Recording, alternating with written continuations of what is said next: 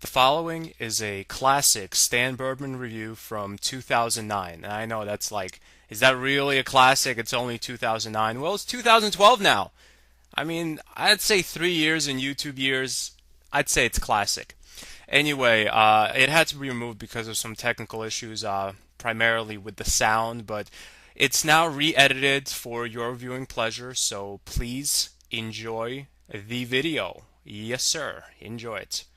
Um, just to preface a little bit, I'm a huge fan of Final Fantasy IX, but not as big of a fan as I am of, say, Final Fantasy VII. And also, I would say that objectively speaking, I don't know about the rest of you, but I think Final Fantasy VI, objectively speaking, is slightly better than both 7 and 9, but I still like 7 better than 6, maybe because I didn't grow up with 6. It was a little bit just before my time where I could really enjoy RPGs. Okay, anyway, enough babbling. Enjoy this review. There are only 3 things in my life that hold any real significance. Everything else is just peripheral objects. I know they exist, I just don't care. These 3 things are my 1982 IROC Camaro, my adopted 17 and 3/4-year-old Thai daughter, Lo-Mein Birdman, and the Final Fantasy game series. It is thus no surprise that I review one of the better Final Fantasy games, Final Fantasy IX. Final Fantasy IX has a very special place in Final Fantasy and even RPG history. Final Fantasy IX is where, well, everything went downhill. Final Fantasy X was the new generation of gaming. It had voice acting, great graphics, and Meg Ryan in the starring role. Despite all these additions and celebrity endorsements, they were really more of a hindrance. The dialogue in Final Fantasy X made the story bland and boring because of the monotone inflection in everyone's voice. What's ascending? Are we going somewhere? You truly are clueless. Are you sure it's just your memory that's the problem? The dead need guidance.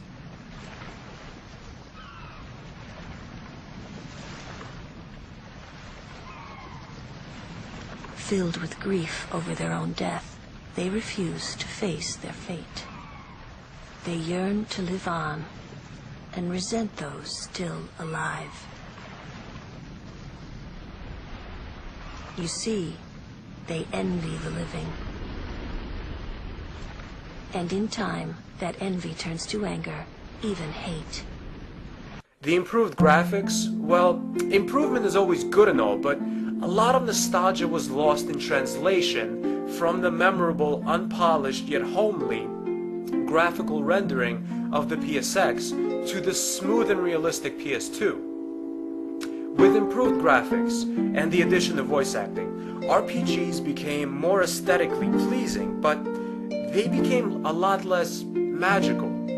With the addition of realism, formalism is lost. Final Fantasy IX is pure nostalgia juice.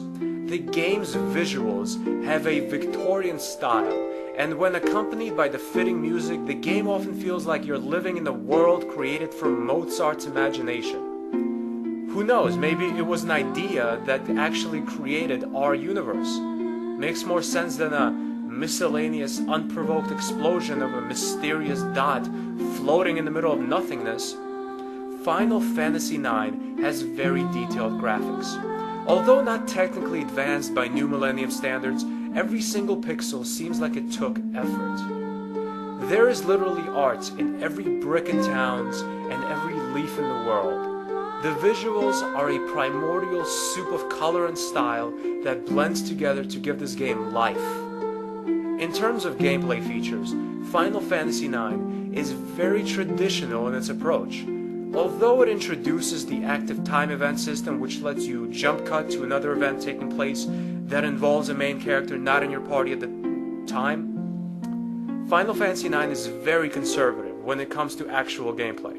Every character has their own special abilities, which makes them in essence a preset class that cannot be changed, like in Final Fantasy V, for example, a game which was just a smorgasbord of class customization. Zidane is a thief, so he can steal, while Vivi is a black mage, so he can cast powerful magic spells, and Steiner's a knight, so he's very physically fit and strong and has powerful melee weapon attacks. In Final Fantasy IX, you learn abilities from items. A hat, for example, may hold an attack you want to use. Equipping the hat will enable you to use the ability, and wearing it long enough while gaining ability points with it will make you learn the ability, so you don't even need to wear the hat in order to use the ability. Learning valuable skills and combat techniques from clothing doesn't really make sense, but hey, the game has fantasy in its name. Come on, sneakers, teach me how to kick people in the face. The story of Final Fantasy IX is pretty basic, and it does follow the group of fellows saving the world from Badman formula, but it does take some surprising twists that you will thoroughly enjoy.